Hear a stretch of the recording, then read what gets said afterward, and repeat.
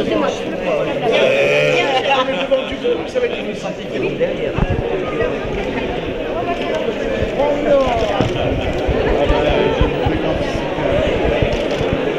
êtes le dernier. Merci. Des vœux pour Paris, je les ai faits la semaine dernière pour les Parisiens, je l'ai exprimé, je redirai juste brièvement. 2014 sera de toute façon une année de dynamique, de progrès pour les Parisiens. Mais de toute façon, en 2014, il y aura 500 logements sociaux supplémentaires, 1100 places en crèche, un conservatoire, une bibliothèque, une piscine, des gymnases, 5 centres d'animation, etc. De toute façon, l'année 2014 permettra aux Parisiens de vivre ensemble avec et de la dynamique et du progrès, puisque nous mettons en place le bouclier social que nous avons décidé à la fin de l'année 2013. Je trouve que le propos du président de la République hier, qui est un propos résolu, courageux, déterminé, et de mon point de vue, une bonne nouvelle pour la France en 2014, parce que c'est ce qui permet de donner de l'efficacité au service de la cohésion nationale. Mais vous savez, je veux vous dire aussi à quel point il est important que la France ne s'enferme pas dans ses frontières. J'ai pu éprouver pendant 13 ans à quel point Paris est attendu dans le monde, dans toutes les parties du monde. La vocation internationale de Paris, c'est une richesse pour la France. Je veux vous dire à quel point j'ai confiance dans l'avenir de Paris, quand je vois qu'en 11 ans, il y a 16 000 familles supplémentaires et 31 000 jeunes supplémentaires parmi les 125 000 nouveaux Parisiens. Les Parisiennes et les Parisiens sont vifs, insolents, exigeants, mais ils sont ensemble inarrêtables. Ils sont capables de toutes les audaces, de relever tous les défis, rien n'est simple. Et donc je leur souhaite, comme je l'ai fait pour les journalistes, pour 2014 et au-delà,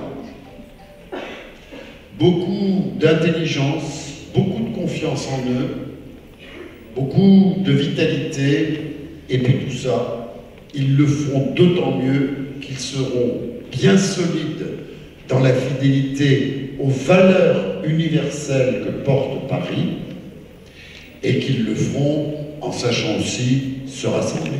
Merci. Ça sonne comment pour vous le départ de Bertrand Delanoë?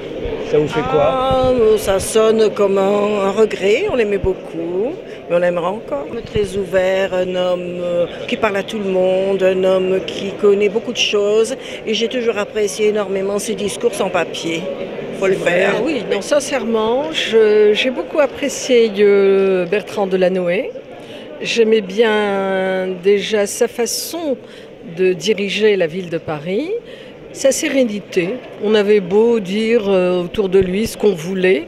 Je suis là, je fais comme je pense bon de faire pour les Parisiens. Et j'espère qu'avec le temps, vous comprendrez que c'est moi qui ai eu raison. J'aurais tellement de belles choses à vous dire que je ne peux pas dire en 3 mots. Un homme de cœur, un homme d'émotion, un homme de talent. Un homme d'avenir. Je pense que le fait qu'il ait ouvert l'hôtel de ville à des actions, par exemple pour le Ramadan, par exemple pour les Israéliens aussi, leur fête. Donc je pense qu'il a voulu dire les Parisiens sont de diverses cultures, mettons-les à l'honneur. Un homme d'éthique, de valeurs, d'action, de résultats. Bertrand ne dit jamais adieu, il dit au revoir, c'est tout. C'est un homme intègre, c'est un homme bien. Voilà, ça fait du bien de travailler avec des gens comme ça. Un grand cœur, grand cœur. Et je le dis vraiment avec plaisir et avec sincérité. Voilà. On a construit une histoire derrière lui, collectivement, depuis 2001 et même depuis 1995. Donc il y aura un peu d'émotion, un peu de reconnaissance aussi pour tout ce qu'il a donné pour Paris. Je pense que depuis que Bertrand Delanoë est maire de Paris, Paris a changé. Il s'est donné à fond, il avait dit qu'il ferait que Paris et il l'a fait. C'est-à-dire il s'est donné à 100% pour sa ville. Et je dirais c'est un homme de parole aussi. Il avait dit tout ce qu'il avait dit qu'il ferait, il l'a fait. Il a tenu parole, il a dit qu'il ferait 2 mandats et il fait 2 mandats, alors que beaucoup de gens lui avaient dit qu'il ne résisterait pas à la tentation du 3e mandat. Et oui, c'est un homme de cœur, c'est aussi une relation affective de travail, politique, professionnelle, mais aussi affectueuse. On a travaillé quand même pas mal sur la petite enfance et sur les affaires sociales. Donc oui, on a fait les crèches ensemble. Et on a réussi, on avait un objectif de 4500 places, on en a fait 5008 et là on est à 10 000, donc on a bien avancé sur les crèches. Il n'est pas parti, comme il le dit, il est là jusqu'au mois de mars. Et en fait, jusqu'au 8 avril ou 9 avril, et c'est évidemment un sentiment d'émotion. C'est un personnage politique de premier niveau qui a fait beaucoup de choses pour Paris. Il n'y a pas de regret, il n'y a pas de nostalgie. Il y a évidemment beaucoup d'émotions parce que c'est quelqu'un avec qui il est très agréable de travailler, qui pour toute la jeune génération d'élus comme moi a beaucoup appris, si ce n'est tout appris à ses côtés. Ce qui est certain, je pense qu'il n'aimerait pas que je dise ça, ce qui est certain c'est que la gauche et plus largement même la République aurait bien tort de se passer d'un tel talent.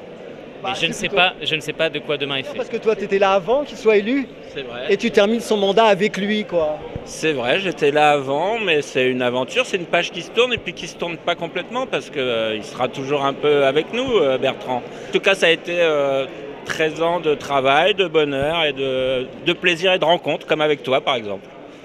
On entend dire souvent que c'est quelqu'un qui sait ce qu'il veut, mais en contrepartie, il est un peu colérique quand il n'obtient pas ce qu'il veut, tout ça. Est-ce que c'est vrai, ça? Ça arrive, mais j'appellerais ça de l'exigence, parce qu'il est tellement exigeant avec lui-même que moi, je lui ai permis beaucoup de choses. C'est vrai que parfois, il y a eu quelques colères, mais on s'en souvient en rigolant.